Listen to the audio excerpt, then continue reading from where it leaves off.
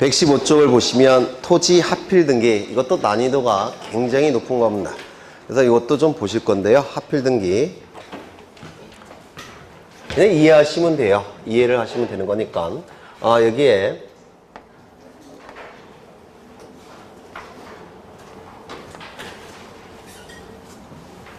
여기 두 필지 토지가 있더라는 겁니다. 두 필지 토지가 이렇게 두 필지 토지가 존재해요. 여기는 예를 든다면 100번지 토지고 101번지 토지인데 여기는 30제곱미터, 여기는 70제곱미터입니다. 소유자는 둘 다 갑, 여기도 소유자가 갑입니다. 갑이 요 101번지 토지를 을에게 소유권을 이전 등기시키면, 소유권 이전 등기가 이루어지면 요 부분은 이제 누구 소유입니까? 을 소유죠. 맞습니까? 그러면 이때 이 갑은 요 토지를 하필할 수 있겠습니까? 갑과 을은? 없겠죠. 왜요? 소유권은 부동산 일부에 존재할 수가 없기 때문에 그렇습니다. 이거 맞습니까? 그렇죠.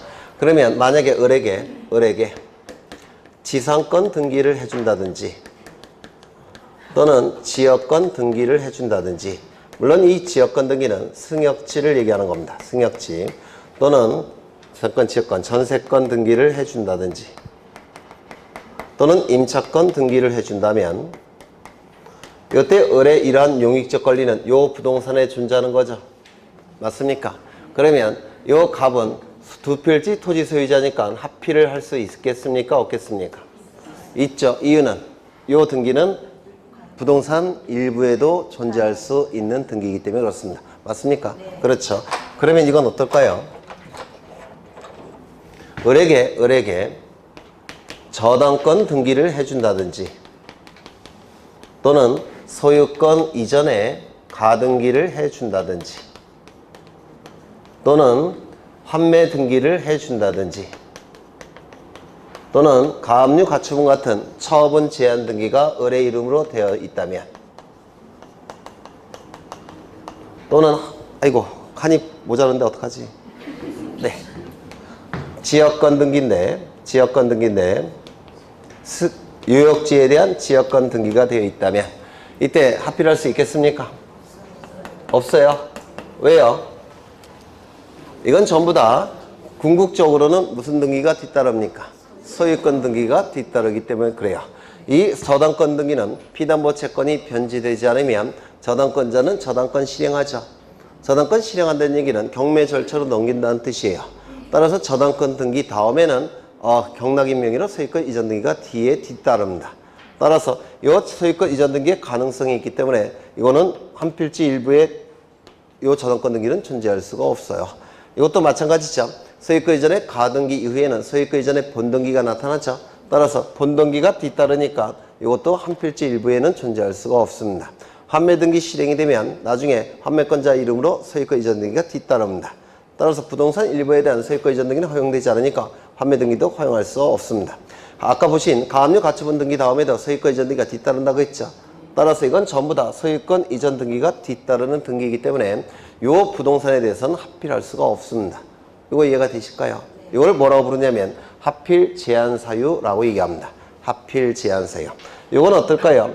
요역지는 부동산 일부에 요역지는 부동산 일부가 될 수 없죠. 그런데 합필을 하게 되면 일부가 돼버려요. 따라서 이것도 합필을 허용하지 않습니다. 이를 합필 제한 사유라고 얘기합니다. 합필 제한 사유. 이거 이해가 되실까요? 그러면 시간이 이렇게 흘러갑니다. 요 시점은 여기 두 필지 토지가 존재해요. 여기는 100번지 토지고 101번지 토지입니다. 소유자는 갑입니다. 그러면 갑은 합병을 신청할 수 있습니까? 지적공부상 있겠죠. 그러면 지적소관청에서는 합병 처분을 하게 될 겁니다.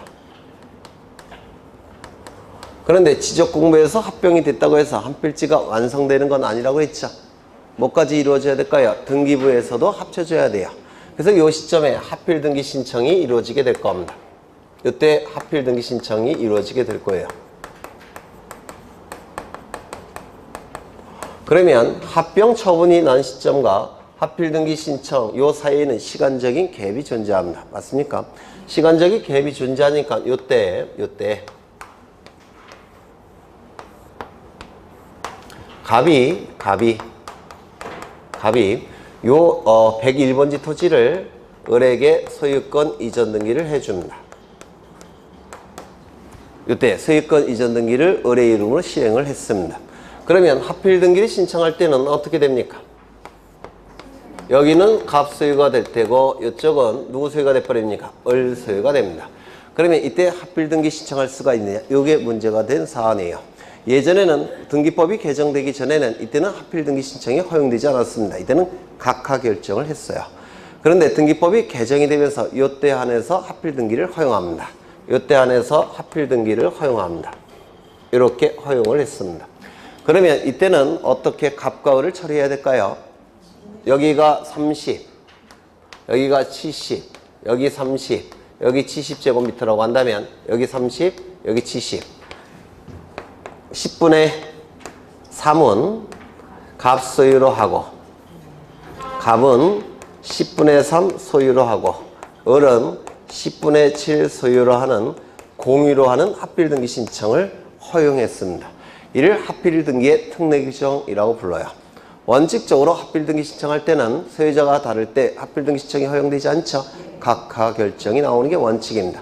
다만 합병 처분 이후 하필 등기 신청 이전에 소유자가 다른 경우에 한해서 공유로 하는 하필 등기를 허용합니다. 이게 굉장히 어려운 내용이에요. 한번 출제가 된 적이 있는데 이것도 굉장히 등기법에서 어려운 내용입니다. 다시요.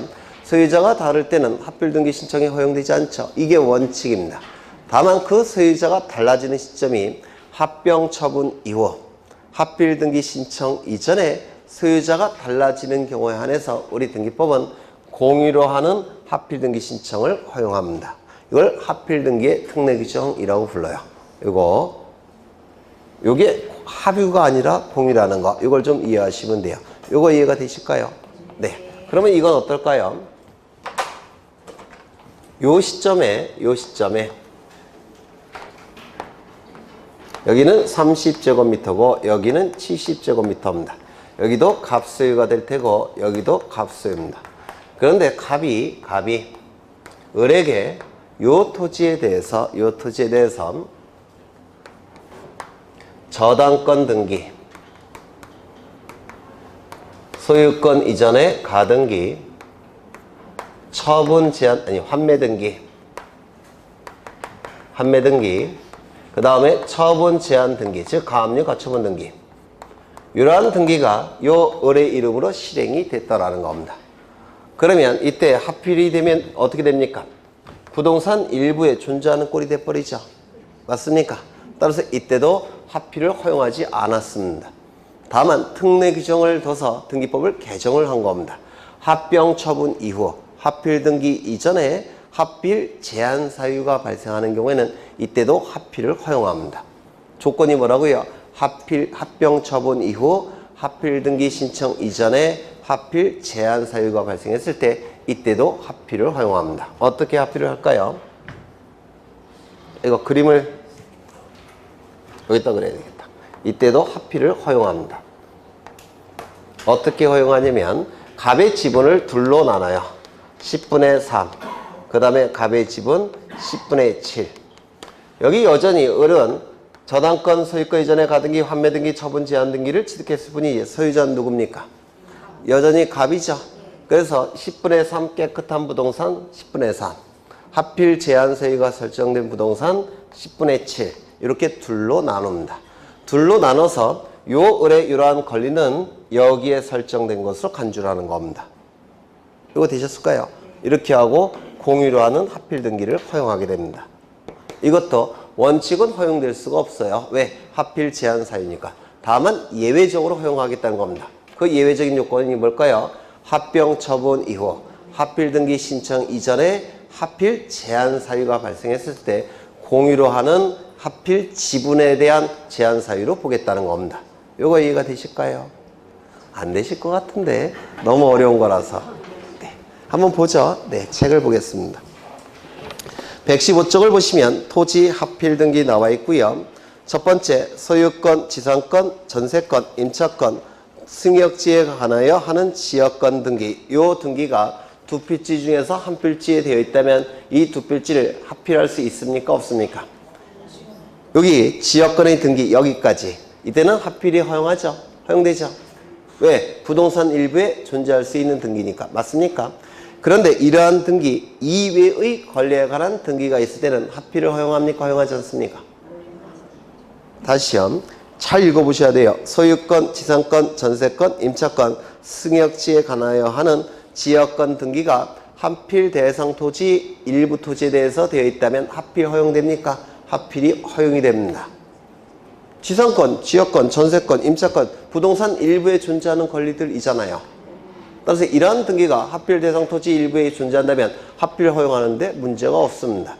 소유권이 있을 때도 합필이 허용돼요. 왜? 소유자가 똑같다면. 그때는 합필을 허용하죠. 그런데 이러한 등기 이외의 권리에 관한 등기가 있는 토지는 합필을 허용할 수 있습니까? 그 이외의 등기가 뭡니까? 저당권 등기, 소유권 이전의 가등기, 환매 등기, 처분 제한 등기. 이러한 등기가 있을 때는 합필이 허용됩니까? 안 됩니까? 안 될 겁니다.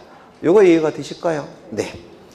그러나 모든 토지에 대하여 등기원인, 연월일, 접수번호가 동일한 저당권에 관한 등기가 있는 경우에는 합필의 등기를 할 수 있다. 이거 합병에서 보셨죠? 네, 이거 한번 더 보겠습니다. 여기 두 필지 토지가 존재하더라는 겁니다. 요거는 7억짜리 부동산이고 요건 3억짜리 부동산이에요. 소유자는 갑, 소유자는 갑입니다. 갑이 을로부터 10억 원을 빌립니다. 그냥 빌려주진 않을 겁니다. 담보를 요구할 거예요. 그래서 갑은 을에게 저당권을 설정해서 담보를 요구할 겁니다. 그러면 을은 10억 원 빌려줄까요? 안 빌려줄까요? 네? 빌려줄까요? 안 빌려줄까요? 요거는 7억짜리고 3억짜리죠. 그러면 10억을 빌려가고 담보는 7억짜리 제공한다면 요 돈 빌려줘요? 안 빌려줘요? 안 빌려주죠. 그래서 여기에 대한 담보도 요구할 겁니다. 이렇게. 그러면 을은 두 가지 권리를 취득해요. 여기도 10억에 대해서 저당권 등기. 이렇게 등기를 할 겁니다. 이걸 뭐라고 얘기합니까? 공동저당이라고 불러요. 공동저당. 만약에 등기부에 이렇게 등기가 됐다면 이거는 공동저당이 아니에요. 이건 일반 저당권 두 개가 존재하는 겁니다. 그래서 공동저당권의 개념은 하나의 피담보 채권을 담보하기 위해서 수개의 부동산에 설정된 저당권. 이를 공동저당이라고 부르고 저당권을 기준으로 판단하니까 부동산 개수만큼 저당권이 존재하는 겁니다. 부동산 개수만큼. 그래서 이게 공동저당이고 이건 일반 저당권 두 개가 존재하는 겁니다. 비슷해요? 달라요? 다르죠? 여기는 피담보 채권이 어떻습니까? 똑같아요. 이게 뭐라고요? 공동저당. 그렇죠. 이거는 피담보 채권이 다르니까 이건 일반 저당권 두 개가 있는 겁니다. 민법에서 하실 거예요. 그렇죠. 이때 요 저당권 설정 계약을 뭐라고 얘기합니까? 등기원인이라고 불러요. 그렇죠. 저당권 설정 계약 플러스 저당권 설정 등기. 그래야지 저당권 발생하겠죠. 이때 이 저당권 설정 계약을 등기원인이라고 부르고요. 그 다음에 저당권 계약 체결 날짜, 그걸 뭐라고 부릅니까? 등기원인 날짜 이렇게 부를 겁니다. 그 연월일. 그리고 요 등기가 동시에 신청이 됐다면 접수번호 어떨까요? 같겠죠? 요때 요것이 동일하더라는 겁니다. 이걸 뭘 의미하느냐면 요것이 동일하다는 얘기는 무슨 뜻이에요? 등기원인이 동일하다는 얘기는 이건 공동저당이라는 뜻이에요. 여기에 등기원인이 같다는 건 공동저당이라는 뜻이고요. 그 다음에 요 두 가지가 같다는 얘기는 창설적이라고 얘기합니다. 그래서 이 창설적이라는 것은 요게 동시에 신청이 될 때를 창설적 공동저당이라고 부르고 요게 먼저 이루어지고 이거 나중에 이루어지면 나중에 이루어진 것을 추가적 공동저당이라고 불러요. 그래서 공동저당은 두 가지가 있습니다. 창설적 공동저당, 추가적 공동저당. 이게 동시에 설정이 된다면 창설적. 하나가 먼저 이루어지고 나중에 이루어진다면 나중에 이루어진 것을 추가적 공동저당이라고 불러요. 이때 이 등기원인 연일 접수번호가 동일하다는 것을 창설적 공동저당이라고 부르는데 이때는 두 필지 토지를 합칠 수 있을까요? 없을까요? 있겠죠. 그러면 두 필지가 합쳐지면 이게 얼마가 돼버립니까? 7억 원짜리 10억 원짜리 부동산이 돼버립니다. 맞습니까? 그 다음에 이 의뢰 저당권은 10억 원짜리 부동산에 대해서 10억 원의 피담보 채권의 저당권 등기로 간주해버리면 되죠. 따라서 이때는 합병하는데 전혀 문제가 없습니다. 창설적 공동저당의 경우에는 합병하는데 문제가 없어요. 그런데 만약에 이게 먼저 이루어졌고 이게 나중에 이루어졌다면 이걸 뭐라고 불렀습니까? 추가적 공동저당이라고 불렀죠. 그런데 이 추가적 공동저당의 경우 합병을 하게 되면 법적 분쟁이 발생할 수가 있어요. 뭐냐면 지금 이게 먼저 설정이 됐으니까 여기에 1순위자는 누굽니까? 을이 되겠죠. 예를 든다면 을이 1순위자, 그 다음에 병이 2순위자, 이렇게 병이 둘이 존재할 수가 있습니다. 1순위자, 2순위자. 그렇죠. 그 다음에 이건 나중에 설정이 됐으니까 여기에 정이 있을 수가 있죠. 얘가 1순위자, 그 다음에 얘는 2순위자. 이럴 수도 있죠. 추가적 공동저당은. 이거 이해가 되실까요? 이게 어려운가? 이거 빼버려도 되는데. 7억 원짜리 부동산에 대해서 을이 1순위 저당권인데 4억 원짜리 부동산에 대해서 을이 2순위 저당권이라는 겁니다. 이게 바로 추가적 공동저당이에요. 이 상태에서 합병을 하면 어떻게 되겠습니까? 안 되죠. 누구 때문에? 정 때문에. 그래서 추가적 공동저당의 경우에는 합병할 수가 없습니다. 창설적 공동저당의 경우만 합병이 가능하게 돼요. 이거 이해가 되실까요? 네. 이때는 합병이 가능하답니다. 그래서 등기원인 연월일 접수번호가 동일한 저당권, 이를 창설적 공동저당이라고 불러요. 이때는 합병하는데 전혀 문제가 없습니다. 10억 원짜리 빌려준 것이고 10억 원에 대한 담보를 제공받았으니까 합병하는데 문제가 나타나지 않습니다. 이해가 되실까요? 네. 넘어가겠습니다. 그 다음에 거기 한 페이지 넘겨보시면 거기 표가 나와 있고요. 하필의 특례 규정이 나와 있습니다. 이게 출제가 되면 아주 극상위의 문제가 출제가 되는 겁니다. 이것도 한번 기출된 적이 있어요. 1번 토지 합병 절차를 마친 후 하필 등기를 하기 전에 합병 절차를 마친 후 하필 등기를 신청하기 전에 합병된 토지 중 어느 토지에 대하여 소유권 이전 등기가 된 경우, 그 밑에 보시면 하필의 토지를 공유로 하는 하필 등기를 신청할 수 있다. 이거 이해가 되십니까? 네. 합병 처분 이후 하필 등기 신청 이전에 소유자가 달라진 경우, 이때는 어떻게 등기한다고요? 갑은 10분의 3, 을은 10분의 7로 하는 공유로 등기할 수 있다. 이거 이해가 되십니까? 네. 되시겠죠? 네. 만약에 여기에 A가 저당권 등기를 가지고 있다면 A의 승낙이 필요하겠죠? 왜? 소멸될 테니까. 맞습니까? 아니요. A 저당권보다는 지상권으로 하죠. 지상권 등기를 갖고 있다면 을의 승낙이 필요해요. 이자를 등기상 이해관계인 이렇게 얘기를 합니다. 이건 뭐 모르셔도 돼요. 2번을 보죠.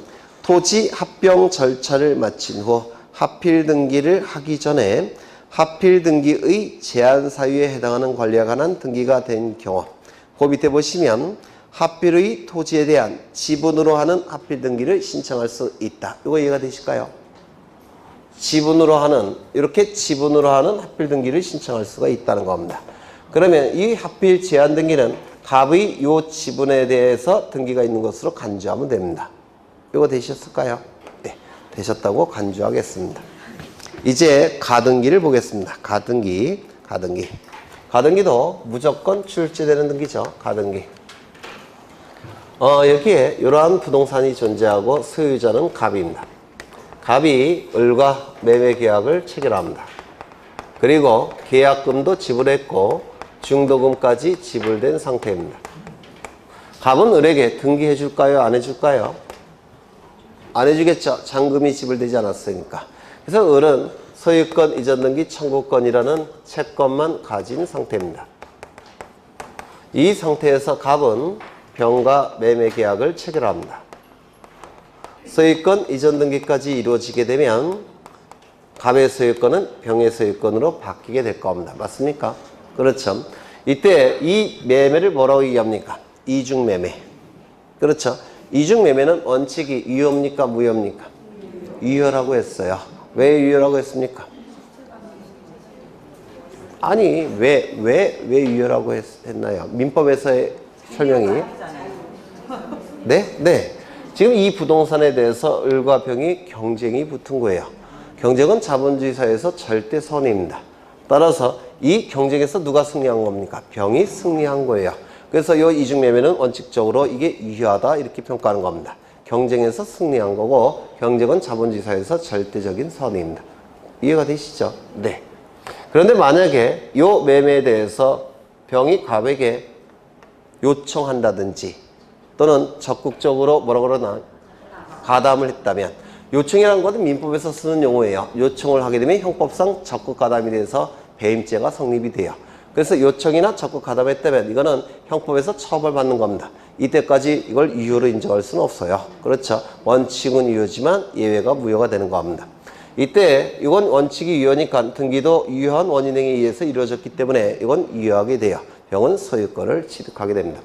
그런데 문제는 뭐냐면 을은 매매계약 먼저 체결됐고 계약 돈도 일부지만 먼저 지불했습니다. 그렇죠? 그런데 이때 소유권은 병이 취득하게 됩니다. 이걸 뭐라고 그러냐면 자본주의 사회의 모순이라고 불러요. 이게 그러면 이 자본주의 사회의 모순을 극복하기 위해서 요 을을 보호할 장치를 하나 만들어 놔야 되겠다는 겁니다. 을을 보호할 장치가 뭐냐면 이 등기청구권의 순위를 보전하기 위해서 임시로 등기하는 방법을 만들어 놓은 겁니다. 이를 청구권의 순위 보전의 가등기라고 불러요. 가등기는 두 가지가 있죠. 담보가등기, 청구권의 순위 보전의 가등기 두 가지가 있습니다. 지금 보시는 거는 청구권의 순위 보전의 가등기를 보는 겁니다. 그러면 이 가등기는 이 순위 보전의 효력만을 위해서 특별히 고안해낸 등기라서 다른 효력은 아예 없습니다. 이 효력 하나만 존재해요. 이 효력. 나중에 이제 돈을 다 지불하고 본래의 등기를 하게 될 겁니다. 본래의 등기를 하게 되면 본래의 등기 시점에 소유권을 취득합니다. 즉 물권 변동의 효력은 언제 나타납니까? 본등기 시점에 나타나게 됩니다. 이게 민법에서 단골로 출제되는 거죠. 본등기 시점에 물권 변동의 효력이 나타나는 겁니다. 여기에는 물권 변동의 효력이 나타날 수가 없어요. 왜 그럴까요? 네? 이 가등기는 순위 보전의 효력 하나만 존재합니다. 물권 변동의 효력이 가등기에는 아예 없어요. 그렇죠? 따라서 이 가등기 시점에 물권 변동의 효력을 인정할 수는 아예 없습니다. 효력이 이거 하나밖에 없으니까. 그래서 물권 변동 효력은 본등기 시점에 나타나게 됩니다. 다만 가등기를 통해서 순위가 보존되어 있는 상태니까 이 가등기 시점을 기준으로 순위가 결정이 됩니다. 이게 민법에서 단골로 출제되는 거죠. 본등기 시점에 물권 변동의 효력이 나타나고 순위가 결정되는 시점은 가등기 시점입니다. 그렇다면 이 가등기가 먼저 이루어졌고 이게 두 번째 이루어졌고 이게 세 번째 이루어졌다는 겁니다. 그러면 이 가등기 시점을 기준으로 병가의 순위를 결정하고 있기 때문에 마치 을이 먼저 소유권을 취득한 것과 같은 결과가 나타납니다. 이 시점에 소유권을 취득한다는 얘기가 아니고요. 소유권 취득 시점은 이 시점이에요. 다만 순위가 가등기 시점을 기준으로 결정이 되고 있기 때문에 병가의 순위를 비교할 때는 이 시점에 병보다 먼저 소유권을 취득한 것과 같은 결과가 나타납니다. 이거 이해가 되십니까? 이해가 안 되셔요? 순위 비교는 가등기 시점을 기준으로 하기 때문에 마치 을이 먼저 취득한 것과 결과적으로 같다는 겁니다. 그 말은 갑이 소유권이 없는 상태에서 병에게 등기를 해준 것과 같은 결과입니다. 결과적으로. 이건 무슨 뜻입니까? 무권리자의 처분 행위와 같은 결과가 나타나는 겁니다. 따라서 이 등기는 어떻게 할까요? 직권으로 말소하는 겁니다.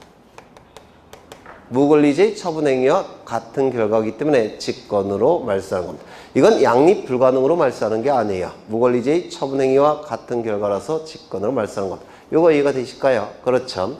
그러면 이때 이 가등기가 이루어짐으로 인해서 이익이 발생한 자는 누굽니까? 을 등기 권리자. 가등기 할 때는 병은 아예 없었죠. 그러면 가등기가 이루어짐으로 인해서 불이익이 발생한 자는 누굽니까? 갑이 될 겁니다. 그래서 이렇게 공동으로 신청하게 될 겁니다. 그 다음에 가등기 이후에 병이 나타났습니다. 그리고 나서 본등기를 했습니다. 그러면 이 본등기가 이루어짐으로 인해서 이익이 발생한 자는 누굽니까? 을 등기 관리자. 불이익이 발생한 자는 갑입니까? 병입니까? 등기 의무자는 갑이냐 병이냐. 이게 문제가 요즘 민법과 등기법에서 요즘 자주 출제가 됩니다.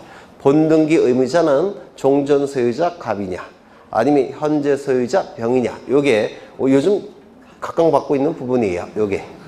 네. 누구겠습니까? 민법에서 하셨을 텐데 갑입니다. 얘가 등기 권리자예요. 우리 판례는 요 병은 등기 의무자가 될 수 없다 이렇게 얘기합니다. 그러면 등기 의무자가 될 수 없다는 그 이유가 뭘까요? 아닌 것 같아요.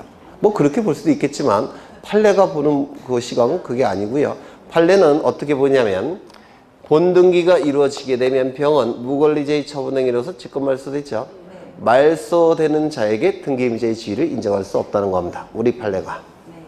직권으로 말소 대상이 되는 병에게 등기 의무자의 지위를 인정할 수 없다는 게 판례의 태도예요. 이거 이해가 되실까요? 따라서 이 소유권 이전 등기의 등기 의무자는 갑이 되는 것이고 병은 등기 의무자가 될 수가 없다는 겁니다. 이거 이해가 되실까요? 네. 이때 이 가등기가 이루어짐으로 인해서 이익이 발생한 자는 여기 을이라고 했죠. 등기관리자. 불이익이 발생하는 자는 등기 의무자. 이렇게 등기를 공동으로 신청하게 될 겁니다. 그래서 이 가등기는 원칙이 뭡니까? 공동 신청이에요. 그런데 우리 판례가 예외적으로 단독 신청하는 경우를 몇 가지 예외가 아니라 법조문에서 단독 신청을 인정하는 경우가 있고요. 세 번째, 명령에 의해서 가등기가 이루어지는 경우도 있습니다. 이 명령은 이따가 보시겠지만 이의신청 절차에서만 나타납니다. 명령에 의한 등기는 이의신청 절차에서만 나타난다는 거 이거 하나 외워두시죠. 명령에 의한 등기는 이의신청 절차에서만 나타나고 다른 등기에서는 없습니다. 두 번째, 요 단독 신청이 우리 시험에 대단히 잘 나옵니다. 이걸 꼭 기억하셔야 돼요. 단독 신청 이걸 꼭 기억해 두셔야 됩니다. 가등기가 단독 신청을 통해서 이루어지는 경우 이걸 꼭 기억하셔야 되는데 첫 번째, 판결서가 있다면 단독 신청할 수 있겠습니까? 네. 있겠죠. 판결서라는 등기의 진정성을 확보할 수 있는 자료가 있으니까 을은 단독으로 신청할 수가 있을 겁니다. 두 번째, 이게 시험에 잘 나오는데요. 가등기하라는 임시의 법원의 처분 명령 결정. 이때도 단독 신청이 가능합니다. 이게 우리 시험에 굉장히 잘 나옵니다. 이게 왜 잘 나올 수밖에 없냐면 여기 가처분이라는 용어가 쓰여져 있죠. 이 가처분을 처분금지 가처분과 혼동을 일으키십니다. 보통 수험생들이. 이 처분금지 가처분과 가등기 가처분은 의미가 같습니까? 다릅니까? 완전히 달라요. 요건 여기 보시면 가등기하라는 임시의 법원의 처분 명령 결정, 이게 가등기 가처분 명령 결정이라는 건데요. 처분금지 가처분과 의미가 다릅니다. 처분금지 가처분은 처분 권능을 제한하는 것이죠. 그런데 이거는 가등기하라는 임시의 법원의 처분 명령이에요. 그래서 가등기가 이루어지는 겁니다. 그래서 여기에 오해를 하셔갖고 이 가등기 가처분 명령 결정은 법원의 촉탁에 의해서 이루어진다라고 오해할 여지가 있습니다. 그래서 자주 출제합니다. 또한 여기 명령이라는 용어를 쓰고 있죠. 그래서 명령에 의한 등기로 오해할 여지가 있어요. 이의신청 절차에서만 명령에 의한 등기가 나온다고 했죠. 가등기에서는 명령에 의한 등기 나오긴 나오지만 근데 이거는 명령에 의한 등기는 아니에요. 여기서는 이게 포인트입니다. 결정. 이것보다는 이게 더 중요해요. 결정은 재판의 일정입니다.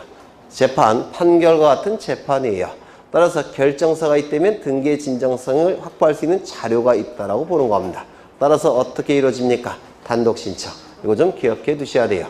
가등기 가처분 명령 결정은 결정의 포인트가 있고 결정은 재판의 일정이니까 등기 진정성이 확보됐다고 보는 겁니다. 어떻게 이루어진다고요? 단독 신청. 꼭 기억해 두십니다. 세 번째, 가등기 의무자의 승낙이 있을 때 승낙서가 첨부가 되면 단독 신청이 가능하게 돼요. 이건 왜 그러냐면 이 가등기 자체로는 권리 변동의 효력이 있습니까? 없습니까? 없어요. 가등기 자체는 순위 보존의 효력만 있는데요. 이것도 본등기가 돼야지만 순위가 결정이 돼버립니다. 그래서 가등기 자체는 그렇게 의미 있는 효력은 없습니다. 이거 이해가 되실까요? 그렇다면 구태여 요 갑이 등기소에 가서 신청하지 말고 요 갑의 승낙서로 요 신청을 대체하겠다는 겁니다. 왜? 가등기 자체는 권리 변동의 효력이 없는 단순한 등기이기 때문에 그렇습니다. 이거 이해가 되실까요? 가등기 자체는 권리 변동의 효력이 아예 없습니다. 따라서 직접 등기소에 가지 말고 승낙서로 대체하라는 겁니다. 그런 의미가 여기 있어요. 그래서 이것도 단독 신청입니다. 그런데 이건 다른 등기에는 없습니다.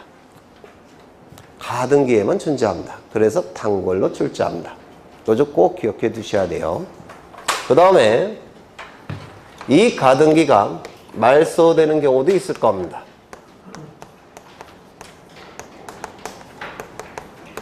이 가등기가 말소됨으로 인해서 불이익이 발생한 자는 누구겠습니까? 이익이 발생한 자는 누구겠습니까? 원칙적으로 갑이 될 겁니다. 등기 관리자. 그래서 이렇게 말소 등기를 신청하게 될 겁니다. 이게 원칙이에요. 그렇죠? 그래서 이 가등기 말소 등기도 원칙은 공동 신청입니다. 그런데 이 가등기 말소 등기 단독 신청이 우리 시험에 대단히 잘 나옵니다. 이걸 꼭 기억하셔야 돼요. 가등기 말소 등기 단독 신청에 의해서 이루어지는 경우 꼭 기억해 두시는데, 가등기 자체는 권리 변동의 효력이 있습니까? 없습니까? 없습니다. 가등기 자체는 권리 변동의 효력이 없기 때문에 단독 신청할 수 있는 간편한 방법을 만들어 놓은 겁니다. 첫 번째, 가등기 명의인은 자신의 가등기 권리를 포기할 수가 있어요. 자신의 가등기 권리를 포기하고 단독으로 말소 신청할 수가 있습니다. 가등기 명의인은 누굽니까? 을은 자신의 가등기 권리를 포기하고 가등기의 말소 등기를 단독 신청이 가능합니다. 갑은 뭐라고 할까요? 안 할까요? 좋아하겠죠. 네. 두 번째 가등기 의무자도 단독으로 말소 신청할 수가 있습니다. 가등기 의무자 누굽니까? 가등기 자체는 권리에 관한 효력이 없기 때문에 이렇게 간편하게 말소 등기가 가능합니다. 그러면 갑이 가등기 말소 등기를 단독 신청할 때 을이 뭐라고 할까요? 안 할까요? 왜요? 가등기 권리도 재산적 권리니까 갑이 멋대로 말소하면 을은 싫어할 수 있지 않겠습니까? 따라서 갑이 단독으로 말소 신청할 때는 가등기 명인의 승낙서가 필요합니다. 승낙서가 있어야지만 단독 신청이 가능하게 돼요. 세 번째 등기상 이해관계인도 단독으로 말소 신청할 수가 있습니다. 가등기 자체는 권리에 관한 효력이 없기 때문에 그렇습니다. 그래서 등기상 이해관계인도 단독으로 신청할 수가 있는데, 등기상 이해관계인 누굽니까? 병입니다. 병도 단독으로 말소 신청할 수 있다는 겁니다. 특이하죠? 네. 다만 병이 단독으로 신청할 때 가등기 명의인이 좋아할까요? 싫어할까요? 싫어하겠죠. 따라서 뭐가 필요할까요? 승낙서가 필요할 겁니다. 요거 이해가 되실까요? 그렇죠. 네. 그러면 이 가등기 말소 등기는 결국은 몽땅 단독으로 신청할 수 있네요. 갑을병 몽땅. 다만 가등기 명인이 아닌 자가 신청할 때는 반드시 뭐가 필요하다고요? 가등기 명인의 승낙서가 필요합니다. 이게 가능한 이유가 가등기 자체는 권리 변동의 효력이 없는 등기이기 때문에 그렇습니다. 맞습니까? 네. 그래서 이 시험에 잘 나오니까 이건 전체가 다 시험에 잘 나와요. 이거는 요 두 가지가 시험에 잘 나오고. 되셨을까요? 네. 그러면 이제 이 가등기가 이루어지기 위한 요건을 보겠습니다. 이것도 시험에 잘 나옵니다. 이 가등기는 많이 출제가 되면 4문제까지가 나와요. 민법 2문제, 등기법 2문제. 그래서 많이 출제되면 4문제까지 나오니까 너무 중요한 등기예요. 이 요건은 3가지가 존재합니다. 3가지가. 첫 번째, 여기 을에게 순위 보존의 필요성이 있을 때만 가등기가 가능합니다. 청구권의 순위 보존의 필요성이 인정이 될 때 그 청구권의 가등기가 가능하게 돼요. 첫 번째, 청구권의 순위 보존의 필요성이 있을 것. 이게 첫 번째 요건입니다. 두 번째, 책에 다 있어요. 부동산 물권 변동을 목적으로 하는 청구권 또는 부동산 임차권 변동을 목적으로 하는 청구권. 여기에 대해서만 가등기가 가능합니다. 부동산 물권 변동을 목적으로 한 청구권, 부동산 임차권 변동을 목적으로 한 청구권. 여기서만 가등기가 가능해요.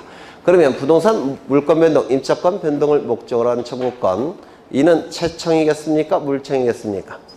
채청입니다. 채청. 한 단어로 얘기하면 채권적 청구권이에요. 따라서 채권적 청구권에 대해서만 가등기가 가능하고 물권적 청구권에 대해서는 가등기가 불가능합니다. 이때는 가등기가 허용될 수가 없어요. 당연한 겁니다. 이게 왜냐하면 을이 물권을 취득하는 시점은 어느 시점입니까? 이 시점에 물권을 취득하죠.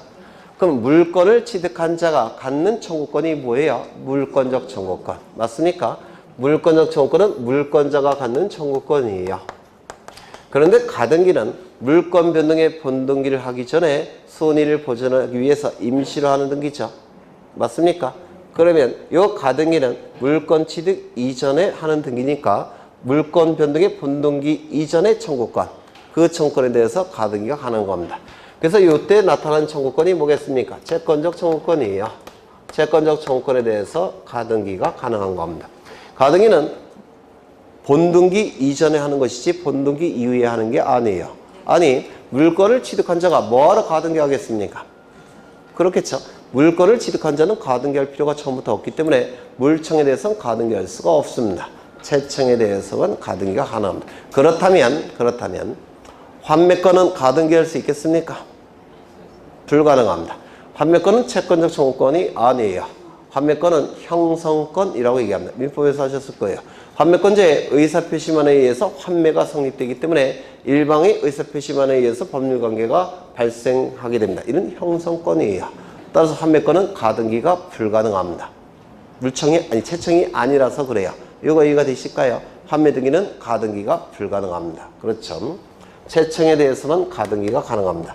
세 번째. 가등기가 이루어진 다음에 무슨 등기할까요? 본등기 하겠죠.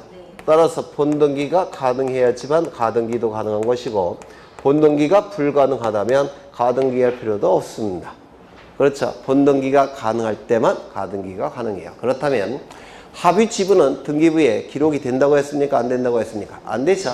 합의 지분은 등기부에 기록되지 않으니까 합의 지분의 이전 등기라는 건 불가능합니다. 그러면 합의 지분 이전에 가등기는 가능할까요? 불가능할까요? 불가능합니다. 합의 지분 이전에 가등기라는 건 없습니다. 공의 지분은 등기부에 기록되죠. 따라서 공의 지분 이전 등기가 가능합니다.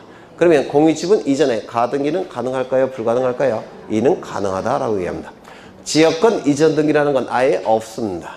부종성 수반성 때문에 지역권 이전 등기라는 건 아예 존재하지 않아요. 이것도 외우셔야 돼요. 이것도 출제되니까 지역권 이전 등기라는 건 아예 없다면 지역권 이전에 가등기는 가능합니까? 불가능합니까? 불가능하다라고 얘기합니다. 이거 이해가 되실까요? 네. 그런 것들이 여기서 출제가 되는데요. 이제 이걸 보겠습니다. 이 청구권의 손위 보전의 필요성은 우리 부동산 등기법에서 세 가지 인정을 해줍니다. 세 가지. 첫 번째, 권리의 설정, 이전, 변경, 소멸에 대한 청구권에 대해서는 보전의 필요성을 인정해 줍니다. 권리의 설정, 이전, 변경, 소멸의 청구권에 대해서는 보전의 필요성이 인정이 돼요. 그런데 여기서 설정, 이전, 변경은 소멸은 한 단어로 뭡니까? 변동이에요. 변동. 이를 한 단어로 변동이라고 불러요. 권리의 변동 청구권에 대해서만 보전의 필요성이 인정이 됩니다. 이 가등기는 권리 변동의 본등기를 하기 전에 순위를 보전하기 위해서 임시로 한 등기가 뭡니까? 가등기죠. 권리 변동의 본등기를 하기 전에 순위를 보전하기 위해서 임시로 한 등기가 가등기예요. 즉 권리 변동의 등기에 대해서만 순위 보전의 필요성을 인정해 주는 겁니다. 권리 변동의 등기가 아닌 등기는 보전의 필요성을 인정할 필요가 없다는 겁니다. 이거 이해가 되십니까? 다시요. 권리 변동의 본등기를 하기 전에 순위를 보전하기 위해서 임시로 하는 등기가 가등기예요. 즉 권리 변동 등기에 대해서만 순위를 보전할 필요성이 있다는 겁니다. 권리 변동 등기가 아닌 등기는 순위 보전의 필요성이 처음부터 인정될 여지가 없습니다. 이거 이해가 되실까요? 그럼 여기서 뭘 첫 번째 알 수가 있냐면 권리 변동 청구권에 대한 등기에서만 등기가 가능하다는 건데요. 권리에 관한 등기에서만 등기가 가능해요. 그렇다면 표제부는 권리에 관한 내용이 기록되어 있습니까? 기록되어 있지 않습니까? 없어요. 표제부 등기는 등기가 불가능합니다. 이거 이해가 되실까요? 두 번째, 우리 민법에서는 권리 변동을 뭐라고 얘기하느냐면 권리의 발생, 변경, 소멸이라고 얘기합니다. 맞습니까? 권리의 발생, 변경, 소멸을 우리 민법에서는 권리 변동이라고 불러요. 그런데 우리 등기법에서는 요 변동의 개념을 좀 더 확장을 시킵니다. 그래서 좀 더 확장된 내용에 대해서 등기가 가능하다고 보고 있어요. 그럼 우리 등기법에서 얘기한 거, 등기가 가능한 건 뭐냐면 보전, 설정, 이전, 변경, 소멸, 그 다음에 처분 제한. 그래서 이 권리에 관한 내용을 좀 더 확장해서 이러한 것들은 다 등기가 가능하다 이렇게 보고 있습니다. 우리 등기법은. 그래서 민법에서 얘기하는 권리 변동보다 우리 등기법은 더 많은 내용을 등기할 수 있다는 겁니다. 여기서 요 네 가지는 권리 변동의 의미를 가지고 있습니다. 그런데 요 두 가지는 권리 변동의 의미가 없어요. 그런데도 불구하고 우리 등기법에서는 요 두 가지도 등기할 수 있다 이렇게 규정을 하고 있는 겁니다. 그래서 민법에서는 권리 변동을 등기할 수 있다 이렇게 돼 있는데 우리 등기법에서는 권리 변동 플러스 알파를 등기할 수 있다 이렇게 규정이 되어 있는 거예요. 이거 이해가 되실까요? 그러면 왜 보전과 처분 제한은 권리 변동과 의미가 다르냐면 이 보전은 존재하는 소유권을 보호한다는 뜻입니다. 그럼 존재하는 소유권을 보호한다는 것이 소유권의 발생, 변경, 소멸과 같은 의미가 있습니까? 이건 권리 변동과 같은 의미가 아니에요. 다른 겁니다. 존재하는 소유권을 보호하는 것, 보전. 권리 변동은 소유권의 발생, 변경, 소멸. 그러면 이게 소유권의 발생, 변경, 소멸과 의미가 같습니까? 달라요. 처분 제한은 소유권 중에서 사용, 수익, 처분 권능이 있죠. 그 처분 권능을 제한한다는 뜻이에요. 그러면 처분 권능을 제한한다는 것과 소유권의 발생, 변경, 소멸과 같은 의미입니까? 아니에요. 이것도 소유권의 발생, 변경, 소멸과 의미가 다릅니다. 소유권의 발생, 변경, 소멸과 같은 의미는 요거예요. 요거. 그러면 이 가등기는 권리 변동의 본등기를 하기 전에 순위를 보존하기 위해서 임시로 하는 등기가 가등기라고 했죠. 그러면 이 본등기 이전에 임시로 하는 게 가등기예요. 이게 권리 변동이니까. 그런데 이거는 권리 변동과 전혀 의미가 다릅니다. 따라서 이 두 개의 등기는 가등기 할 수 있겠습니까? 없습니까? 없어요. 이 두 가지는 권리 변동과 의미가 다르기 때문에 그렇습니다. 이거 이해가 되실까요? 그래서 여기서 두 가지 내용이 도출이 되는데 표제부 등기는 가등기 할 수 없다는 거. 두 번째, 보전 등기와 처분 제한 등기는 가등기 할 수 없다는 게 여기서 도출이 돼요. 이해가 되실까요? 권리 변동 등기에 대해서만 가등기가 가능하다는 겁니다. 보전 등기와 처분 제한 등기는 권리 변동 등기가 아니에요.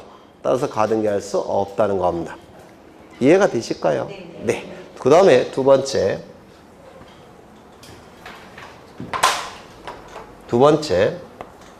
이거 예전에 다 한 거예요. 시기부 청구권, 정지조건부 청구권은 우리 등기법에서 보전의 필요성을 인정해 줍니다. 시기부 청구권, 정지조건부 청구권은 순위 보전의 필요성을 우리 등기법에서 인정을 해줘요. 따라서 가등기할 수 있습니다. 그러면 반대 해석상 시기부 청구권의 반대는 뭡니까? 종기부 청구권. 정지조건부 청구권의 반대는 뭡니까? 해제조건부 청구권. 그러면 이 등기법의 규정 반대 해석상 종기부 청구권과 해제조건부 청구권은 보전의 필요성을 인정하지 않겠다는 겁니다. 그러면 종기부 청구권과 해제조건부 청구권은 가등기할 수 있겠습니까? 없다라고 얘기를 합니다. 그래서 여기서 도출되는 것이 종기부 청구권, 해제조건부 청구권은 가등기가 허용되지 않는다는 뜻이에요. 이해가 되실까요? 세 번째. 장래 확정될 청구권은 순위 보존의 필요성을 우리 등기법에서 인정을 해줍니다. 따라서 가등기가 가능하다라고 얘기를 해요. 그렇다면 반대 해석상 장래의 미확정 청구권이라고 한다면 가등기가 가능하겠습니까?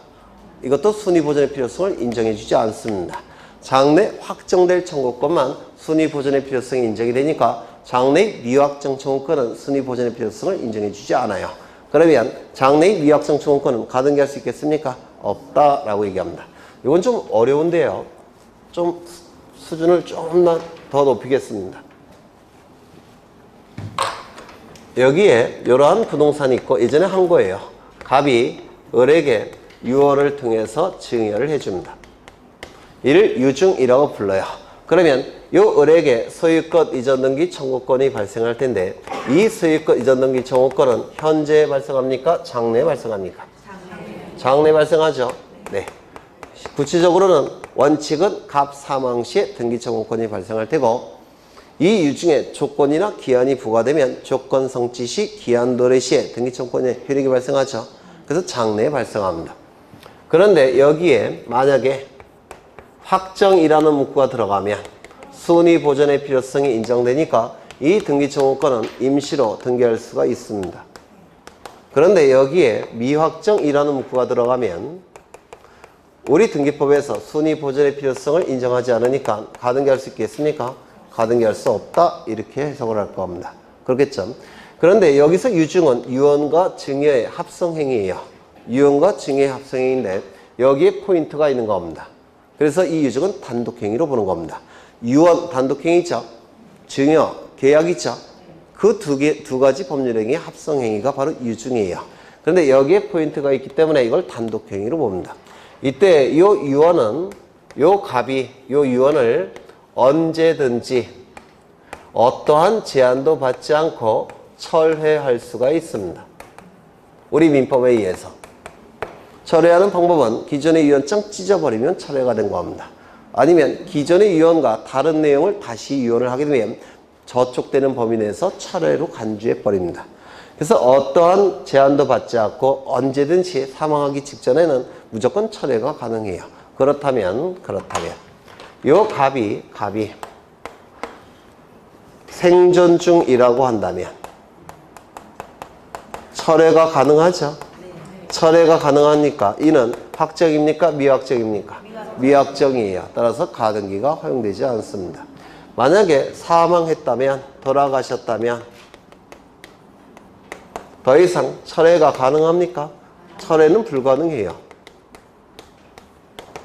철회하고 오라고 하늘나라에서 보내주지 않습니다. 그렇죠? 철회가 불가능합니다. 따라서 이는 확정입니까? 미확정입니까? 확정입니다. 이때는 가등기가 가능해요. 여기까지는 여러 번 설명드렸어요. 그렇죠? 그런데 만약에 갑이 을에게 유증을 한 것이 아니라 사인 증여 계약을 갑을 사이에 체결을 했다는 겁니다. 사인 증여. 들어보셨습니까? 민법에서 하셨을 텐데 사인 증여.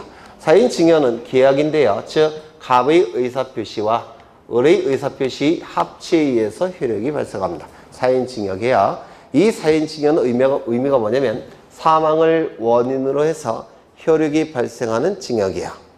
이게 사인 증여예요. 다시요. 사망을 원인으로 해서 효력이 발생하는 증여 계약. 이를 사인 증여 계약이라고 얘기합니다. 그러면 사인 증여 계약이 체결되었으면 을에게는 소유권 이전 등기 청구권이 발생할 텐데 현재 발생합니까? 장래에 발생합니까? 장래. 갑 사망 시에 발생하겠죠? 갑 사망 시에 발생할 겁니다. 장래에 발생해요. 그런데 이 사인 증여는 계약이에요. 유언이 개입되어 있지 않습니다. 그러면 이거는 갑이 요 자신의 의사표시를 마음대로 철회할 수 있을까요? 없을까요? 계약은 지켜줘야 되죠. 네, 이건 철회가 불가능해요. 이거는 나중에 하자가 있다면 취소는 할 수가 있겠지만 하자가 없는 상태에서 철회는 허용되지 않습니다. 민법에서 하실 거예요. 계약은 지켜줘야 된다. 이게 로마 시대부터의 법원이라고 불러요. 그럼 철회가 불가능합니다. 그러면 이 사인 증여로 인한 등기 청구권은 미확정인 경우가 있을까요? 없을까요? 항상 확정이에요. 철회가 허용되지 않으니까. 따라서 이 항상 확정이 되니까 이 사인 증여로 인한 등기 청구권은 무조건 가등기가 가능합니다. 이거 이해가 되실까요? 철회가 사인 증여 계약은 이 증여자가 이 의사표시를 철회할 수가 없기 때문에 그렇습니다. 그래서 언제나 가등기할 수 있는 겁니다. 뭘요? 4인 징여에 의한 소유권 이전 등기 청구권은. 이거 이해가 되실까요? 네. 그래서 요거를 보셨는데요. 어디를 보시냐면 117쪽에 거기 가등기 여부가 나와 있는데 이 표도 외우시는 게 아니에요. 요건 가지고 골라내셔야 됩니다. 이것만 있는 것도 아니고. 그렇죠. 거기 보시면 소유권 보존 등기를 위한 가등기, 가압류 가처분 등기의 가등기 가능합니까? 아까 안 된다고 했잖아요. 정확하게 21초 전에. 그렇죠. 권리 변동 등기에 대해서만 가등기가 가능한 겁니다. 보존 등기는 권리 변동과 관련이 없어요. 처분 제한도 권리 변동과 관련이 없습니다. 가등기는 허용되지 않습니다. 이거 이해가 되실까요? 네. 그 다음에 3번 표제부 등기의 가등기 가능합니까? 허용되지 않을 겁니다. 4번 말소 등기를 위한 가등기. 이 말소 등기는 말소 등기 청구권에 대한 가등기를 얘기해요. 말소 등기 청구권은 원칙이 물청입니까? 제청입니까? 말소 등기 청구권. 네? 안 되는데? 아니, 네. 여기 을에게 10억 원의 채권이 있고 저당권 등기가 되어 있습니다. 그러면 이 등기가 10억 원 채권이 변제되면 소멸되겠죠? 그럼 이 등기는 말소돼야 됩니다. 왜 말소해야 됩니까? 갑의 소유권을 침해하는 등기니까 말소돼야 돼요. 그러면 소유권자는 소유권에 근거해서 말소 등기 청구하겠죠? 그럼 소유권에 근거 말소 등기 청구권은 물청이에요? 책청이에요? 물청이죠. 말소 등기 청구권은 원칙적으로 물청이에요. 원칙이. 물론 예외는 있습니다. 원칙은 물청입니다. 그러면 가등기 할 수 있습니까? 없어요. 말소 등기에 대한 가등기는 원칙이 허용되지 않습니다. 말소 등기 청구권이기 때문에 그래요. 그렇죠.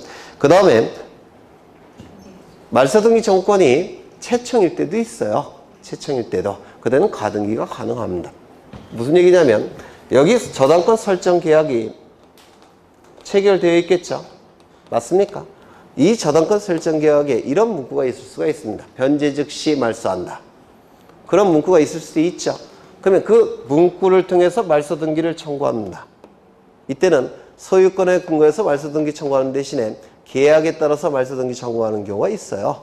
그때는 물청이겠습니까? 채청이겠습니까? 그때는 채청이에요. 그때는 가등기 가능합니다. 요게. 그래서 말소 등기에 대한 가등기는 항상 불가능한 건 아니에요. 물청일 때는 가등기가 허용되지 않지만 채청일 때는 가등기가 허용됩니다. 그 다음에 종기부 해지 조건부 권리를 위한 가등기 가능합니까? 안 된다고 했죠? 네. 시기부 정지 조건부 청구권은 가등기가 가능합니까? 가능하다고 했습니다. 이제 뭘 보시냐면 넘기겠습니다. 119쪽을 보시면 118쪽을 보시면 가등기 형식이라고 되어 있는데 지워버렸네. 아까 설명드린 여기 이러한 부동산이 있고 소유자가 갑입니다. 갑이 을에게 소유권 이전에 가등기를 합니다. 그리고 나중에 본등기 한다고 했죠. 맞습니까? 그럼 등기부에는 어떻게 하냐면 이렇게 등기를 하게 돼요.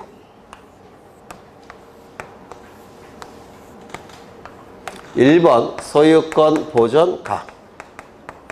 그 다음에 여기 반으로 자릅니다. 이렇게 반으로 잘라갖고 2번 소유권 이전 청구권에 대해서 가등기 을 이렇게 등기를 합니다. 그 다음에 본등기는 어디다 하냐면 여기다가 본등기를 하게 돼요. 소유권 이전 을. 따라서 가등기와 본등기는 순위번호를 같이 씁니다. 그렇다면 본등기가 갑구라고 한다면 가등기는 갑구에 기록하겠죠. 왜? 순위번호 같이 쓰니까. 본등기가 갑구면 가등기도 갑구일 겁니다. 따라서 소유권에 관한 가등기는 전부 다 어디에 이루어집니까? 갑구에 이루어지는 겁니다.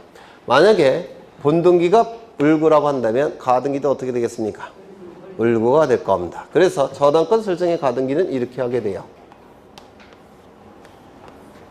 여기 반으로 잘라서 1번 저당권 설정에 대한 가등기 을. 그러면 저당권 설정 본등기 을 이렇게 하는 겁니다. 따라서 저당권의 등기는 을구에 하는 거니까 저당권의 가등기도 을구에 이루어지게 될 겁니다. 맞습니까? 그럼 만약에 본등기가 부기 등기라고 한다면 가등기도 어떻게 되겠습니까? 부기 등기. 그러면 저당권 이전 등기는 소유자로부터 두 번째죠. 따라서 저당권 이전 등기는 부기 등기입니다. 그러면 저당권 이전의 가등기도 어떻게 되겠습니까? 부기 등기. 이거 이해가 되십니까? 네. 주등기가 부기면 가등기도 부기 등기가 되는 겁니다. 네. 뭐 그런 내용이에요. 뭐 어려운 건 없죠. 그 다음에 가등기, 소유권에 대한 가등기는 소유자를 기준으로 해서 첫 번째 도출되죠. 따라서 주등기입니까? 부기 등기입니까? 주등기. 그러면 가등기의 이전 등기는 무슨 등기겠습니까? 한 번 더 나가야 되죠. 따라서 무슨 등기입니까? 부기 등기. 가등기 이전 등기는 부기 등기가 될 수밖에 없습니다. 그 다음에 119쪽을 보시면 담보 가등기가 나오는데요. 담보 가등기. 이 담보 가등기는 2번을 보시면 저당권과 동일한 효력이 있다라고 되어 있습니다. 어디에? 가등기, 담보 등에 관한 법률에. 가등기, 담보 등에 관한 법률에는 담보 가등기는 저당권과 동일한 효력이 있다라고 되어 있는데요. 그러면 저당권의 효력은 세 가지가 있는데 뭐가 있습니까? 민법에서. 저당권의 효력 세 가지 뭐 있습니까? 피담보 채권이 변제되지 않으면 저당권 실행하죠. 저당권을 실행하는 첫 번째 절차는 뭘까요? 법원에 경매를 신청하는 겁니다. 경매 신청권. 이게 저당권의 효력 첫 번째 효력이에요. 경매 신청권 또는 경매 청구권이라는 용어도 혼용해 썼습니다. 경매 신청권 또는 경매 청구권. 그러면 경매가 신청이 됐으면 법원에서는 경매 개시 결정을 할 테고 경매 절차로 넘깁니다. 그러면 경락대금 나오겠죠. 그 경락대금으로부터 저당권자는 순위에 맞춰서 우선적으로 변제를 받습니다. 두 번째 효력 뭘까요? 우선 변제권. 맞습니까? 우선 변제권. 세 번째는 저당권자는 담보물권자죠. 1번 채권자보다 더 강력하게 보호를 받겠죠. 맞습니까? 그렇다면 채무자가 파산 선고를 받게 되면 채무자의 재산은 파산재단이 만들어지는데요. 이 파산재단에 대해서 일반 채권자는 채권 비율에 따라서 배당을 받습니다. 하지만 저당권자는 담보물권자니까 일반 채권자보다 별도로 우선해서 변제를 받습니다. 이게 뭘까요? 별제권. 그래서 이 저당권의 효력은 세 가지가 있어요. 첫 번째 경매신청권, 두 번째 우선 변제권, 세 번째 별제권. 그러면 담보가등기는 저당권과 효력이 같다고 했으니까 담보가등기 효력은 뭐가 있을까요? 경매신청권, 우선 변제권, 별제권. 이게 민법등기법에서 한 번씩 출제가 됐습니다. 이게 출제가 안 된 게 아니에요. 민법등기법에서 담보가등기 효력 세 가지 출제가 됐습니다. 좀 외워두셔야 되고요. 그 다음에 6번은 이제 지난 시간에 설명을 드렸고 8번 보겠습니다. 가등기에 기한 본등기 후의 직권말소. 이것도 시험에 대단히 잘 나오는데요. 아마 굉장히 어려운 내용 중에 하나일 겁니다. 이건 좀 쉬었다 하겠습니다. 네.